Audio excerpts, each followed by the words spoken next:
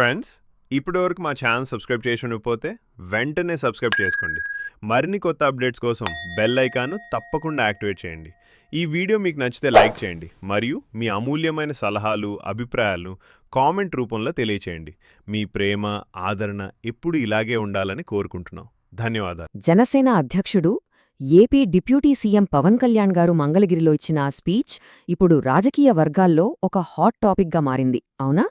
ఈరోజు మనం ఈ స్పీచ్లోని కీలక అంశాలను, ముఖ్యంగా కూటమి వెనుక ఉన్న ఆయన ఆలోచనలను, రాజకీయ గుర్తింపుపై ఆయనకున్న క్లారిటీని, ఇలా అన్ని విషయాలను చాలా నిష్పాక్షికంగా ఆయన మాటల్లోనే అర్థం చేసుకునే ప్రయత్నం చేద్దాం. ముందుగా ఈ పాయింట్తోనే మొదలుపెడదాం. నేను ముఖ్యమంత్రి కావాలని పార్టీ పెట్టలేదు. వినగానే కొంచెం ఆశ్చర్యంగా అనిపిస్తుంది కదా? సోషల్ మీడియాలో వస్తున్న రకరకాల కామెంట్స్కి ఆయన ఇచ్చిన చాలా షార్ప్ కౌంటర్ ఇది. ఆయన ముఖ్యమంత్రిగా నన్ను చంపేస్తారు అందరం. దాని పరిస్థితులు వేరు, మన పరిస్థితులు వేరు. అంటే ఎందుకు చెప్తా అంటే దాని పరిస్థితులు వేరు, మన పరిస్థితులు వేరు. మనం అలా రాలా. నేను ఒక పార్టీని ప్రజలకి మార్పు తీసుకురావాలన్న దాంట్లో వచ్చాను. నేను గద్దర్ గారిని చూసాను దగ్గరుండి, నక్సలిజంని చూసాం. ఒక ఆశయాన్ని నమ్మి వెళ్ళిపోయి చాలా బలమైన యువత చనిపోతే చాలా బాధ కలిగింది. అంటే ఒక భావజాలాన్ని తీసుకెళ్లేటప్పుడు పదవులు వీటన్నిటికంటే కూడా భావజాలాన్ని పట్టుకోవాలని ఒక దాంతో దాకా తీసుకొచ్చాను. ఇది తీసుకొచ్చినప్పుడు అంటే నేను ఇక్కడ ఉన్న నాయకులందరూ ఉన్నారు. మీ అందరికీ మొన్న ఎలక్షన్ తర్వాత మీ అందరూ ఒక మైండ్లో ఒకటి ఉంది. ఆ రోజే కనుక 2024లో మీరు తెలుగుదేశం వెళ్ళకుండా ఉంటే చాలా బాగుండేది. నేను నా చెవులు ఊదర కొట్టేస్తున్నట్టు. నేను దానికి కారణం చెప్తాను. అంటే నేను చాలా ఆలోచించి తీసుకున్న నిర్ణయం. 2019లో వెళ్ళాం. వాటన్నిటితో పాటు నాకు ఆ రోజు చాయిస్ ఉండింది ఒంటరిగా వెళ్ళడానికి. ఎందుకంటే దానికి ముందే మనం మచిలీపట్నం చేసాం, 10 లక్షల మంది వచ్చారు జనం. ఒక కష్టపడి పని ఆయనతో నాకు ఆయన కొన్ని అంశాలను కొన్ని విభేదించుండొచ్చు. కొన్ని అంశాలతోటి నేను కూర్చోబెట్టి మాట్లాడుతాను ఈ రోజుకి.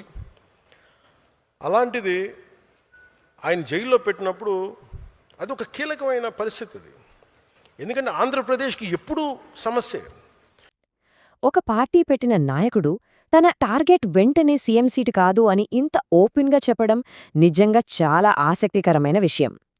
ఈ ఒక్క మాట ఆయన ఫ్యూచర్ ప్లాన్స్ ఎలా ఉండబోతున్నాయో మనకొక రకమైన క్లారిటీ ఇస్తోంది. మరి ఈ మొత్తం ఎక్స్ప్లెయినర్ని మనం ఒక 4 భాగాలుగా చూద్దాం. అవేంటంటే తమిళనాడు రాజకీయాలతో జరుగుతున్న పోలిక, అసలీ పొత్తు వెనుకున్న లాజికేంటి, కుల రాజకీయాలపై ఆయన స్టాండ్, అలాగే భవిష్యత్తులో పార్టీ వేయబోయే అడుగులు. సరే, ముందుగా మొదటి అంశానికి వద్దాం. అదే తమిళనాడు రాజకీయాలతో జరుగుతున్న పోలిక. ఇక్కడ మనం ఒక క్లియర్ డిఫరెన్స్ చూడొచ్చు. కొందరేమో ఆన్లైన్లో తమిళనాడు ఎన్నికల రిజల్ట్స్ చూపిస్తూ ఏపీలో కూడా జనసేన ఒంటరిగా వెళ్లుంటే సీఎం సీటు దక్కేది కదా అని మెసేజులు పెడుతున్నారు. కానీ గ్రౌండ్ రియాలిటీ ఎలా ఉందంటే 2019లో ఒంటరిగా వెళ్లినప్పుడు స్వయంగా పవన్ కళ్యాణ్ గారే 2 చోట్ల ఓడిపోయారు. ఈ విషయాన్నే ఆయన స్వయంగా గుర్తుచేస్తూ ఊళ్ళో పెళ్లికి కుక్కల హడావుడి అన్నట్టుగా సోషల్ మీడియా అంచనాలకు వాస్తవానికి ఎంత గ్యాప్ ఉందో చాలా నిర్మోహమాటంగా చెప్పేశారు. ఒకసారి ఈ టైమ్లైన్ గమనించండి. ఆయనకు కేవలం పదవి మీద మాత్రమే ఆశ ఉంటే 2008 ప్రజారాజ్యం టైంలోనో లేదా 2014 ఎన్నికలప్పుడు చాలా ఈజీగా ఎంపీగా పోటీ చేసుండేవారు. కానీ ఆయన అలా చేయలేదు. ఆ తర్వాత 2019లో ఒంటరిగా పోటీ చేసి ఓటమి కూడా చవిచూశారు. సో దీన్ని బట్టి మనకు అర్థమవుతున్నదేంటంటే ఒక పార్టీని నడపడం అంటే మామూలు విషయం కాదు. దానికి ఒక దశాబ్దం పాటైనా సరే కష్టపడటానికి సిద్ధపడ్డారు. కానీ ఎలాంటి షార్ట్కట్స్లో పదవులు ఆశించలేదని ఆయన గట్టిగా వాదిస్తున్నారు. ఇకపోతే మన రెండో టాపిక్, అసలు ఈ పొత్తు వెనుక ఉన్న లాజిక్ ఏంటి? అసలు టీడీపీతో కూటమి ఎందుకు కట్టాల్సొచ్చింది అనేదానికి ఆయన ప్రధానంగా 3 రీజన్స్ చెప్పారు. ఫస్ట్ పాయింట్, చంద్రబాబు నాయుడు గారి అరెస్ట్. ఆయన్ని జైల్లో పెట్టినప్పుడు రాష్ట్రంలో ఏర్పడిన పరిస్థితులు చూశాకే ఎంతో ఆలోచించి ఈ డెసిషన్ తీసుకున్నారట. ఇక రెండోది, తన సొంత పదవుల కంటే రాష్ట్ర ప్రజల స్థిరత్వమే ముఖ్యమనుకోవడం. ఫైనల్గా రాబోయే స్థానిక సంస్థల ఎన్నికల సన్నద్ధత.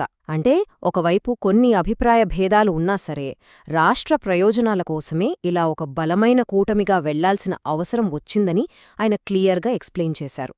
అయితే కూటమి ప్రభుత్వంలో క్షేత్రస్థాయిలో పార్టీ నాయకులకు, కార్యకర్తలకు కొన్ని ఇబ్బందులు వస్తున్న మాట వాస్తవమే అని ఆయన ఒప్పుకున్నారు. కాని అదే సమయంలో ఒక గట్టి భరోసా కూడా ఇచ్చారు. మీ ఆత్మగౌరవాన్ని తాకట్టు పెట్టే పని నేను ఎప్పటికీ చెయ్యను అని. ఇలా చెప్పటం ద్వారా పార్టీ కేడర్లో ఉన్న టెన్షన్స్ని తగ్గించి మీ గౌరవం కాపాడే బాధ్యత నాది అని ఆయన చాలా స్పష్టమైన మెసేజ్ ఇచ్చారు. రైట్. ఇప్పుడు మూడవ ముఖ్యమైన అంశానికి వద్దాం. కుల ఆధారిత రాజకీయాలను ఆయన తిరస్కరించడం. ఇక్కడ మనందరికీ వచ్చే ఒక అతి పెద్ద ప్రశ్న ఏంటంటే, పవన్ కళ్యాణ్ తనను ఒకే కులానికి పరిమితం చేయడాన్ని ఎందుకంత తీవ్రంగా వ్యతిరేకిస్తున్నారు? ఎవరైనా అలా ముద్ర వేయాలని చూస్తే గట్టిగా కౌంటర్ ఇవ్వాలని ఆయన కేడర్కు చెప్తున్నారు. ఎందుకంటే తాను రాజకీయాల్లోకి వచ్చింది సమాజంలో అందరికీ మేలు జరిగే సమసమాజం కోసం కాని కేవలం ఏదో ఒక్క వర్గం కోసమో లేదా ఒక్క కులం కోసమో కాదని ఆయన చాలా స్ట్రాంగ్గా చెప్తున్నమాట. దీన్ని ప్రూవ్ చెయ్యడానికి ఆయన వాడిన లాజిక్కేంటో తెలుసా? ఒకవేళ ఆయన నిజంగానే ఒకే కులం కోసం పనిచేసి ఉంటే, ఆ కులం వారంతా ఆయనకే ఓట్లు వేసి ఉంటే, అసలు 2019లో ఆయన 2 చోట్ల ఎందుకు ఓడిపోతారు? ఒక్కసారి ఆలోచించండి. తన ఓటమినే ఒక లాజికల్ పాయింట్గా తీసుకుని తన ఓటు బ్యాంక్ ఏ ఒక్క కులానికో పరిమితం కాలేదు అని ప్రూవ్ చేసే ప్రయత్నం చేశారు. ఇది నిజంగా చాలా ఇంట్రెస్టింగ్ ఆర్గ్యుమెంట్ కదూ. ఈ కుల రాజకీయాల గురించి మాట్లాడుతూ ఆయన ఒక పవర్ఫుల్ ఉదాహరణ కూడా ఇచ్చారు. అదేంటంటే వంగవీటి రంగాగారి గురించి. ఈ రోజుల్లో ఆయన పేరు చెప్పుకుని చాలామంది మాట్లాడుతుంటారు. కాని నిజానికి ఆయన బతికి ఉన్నప్పుడు, ప్రాణహాని ఉందని తెలిసినప్పుడు ఆయన చుట్టూ ఉండి ఎవరూ కాపాడుకోలేకపోయారు కదా అని ఆయన గుర్తుచేశారు. అంటే కేవలం కులం పేరు చెప్పుకుని పాలిటిక్స్ చేయడం వేరు, ప్రాక్టికల్గా ఒక మనిషిని రక్షించుకోవడం వేరు అనే ఒక కఠినమైన నిజాన్ని ఆయన చాలా సూటిగా జనాల్లోకి తీసుకెళ్లారు. ఇక మన చివరి భాగానికి వచ్చేద్దాం. అదే జనసేన పార్టీ భవిష్యత్ కార్యాచరణ. పార్టీనే సంస్థాగతంగా మరింత బలోపేతం చేయడానికి ఆయనొక క్లియర్ 3 స్టెప్ ప్లాన్ ప్రకటించారు. మొదటి స్టెప్, ప్రతి నియోజకవర్గంలో 5 సభ్యులతో పాలక కమిటీలను ఏర్పాటు చేయడం. రెండవ స్టెప్, ఆయన స్వయంగా తొలుత ఒక 30 నియోజకవర్గాల్లో పర్యటించడం. ఇక మూడవ స్టెప్, నేరుగా ఈ కమిటీలతో పార్టీ శ్రేణులతో ముఖాముఖి మాట్లాడటం. ఈ పక్కా ప్లానింగ్తో పార్టీని క్షేత్రస్థాయిలో డెవలప్ చేసి ప్రతి కార్యకర్తకు మరింత దగ్గరవ్వాలని ఆయన డిసైడ్ అయ్యారు.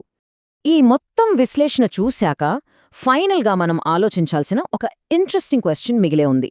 ఇప్పుడు ఆయన తీసుకుంటున్న ఈ సంస్థాగత మార్పులు, కులం మరియు కూటమి పట్ల ఆయనకున్న ఈ స్పష్టమైన వైఖరి రాబోయే స్థానిక సంస్థల ఎన్నికల్లో జనసేనను ఎంతవరకు బలోపేతం చేస్తాయి? ఈ అడుగులు ఆంధ్రప్రదేశ్ రాజకీయ ముఖచిత్రాన్ని ఇంకెలా మార్చబోతున్నాయి? ఈ పరిణామాలను మనం రాబోయే రోజుల్లో చాలా ఆసక్తికరంగా గమనించాల్సిందే.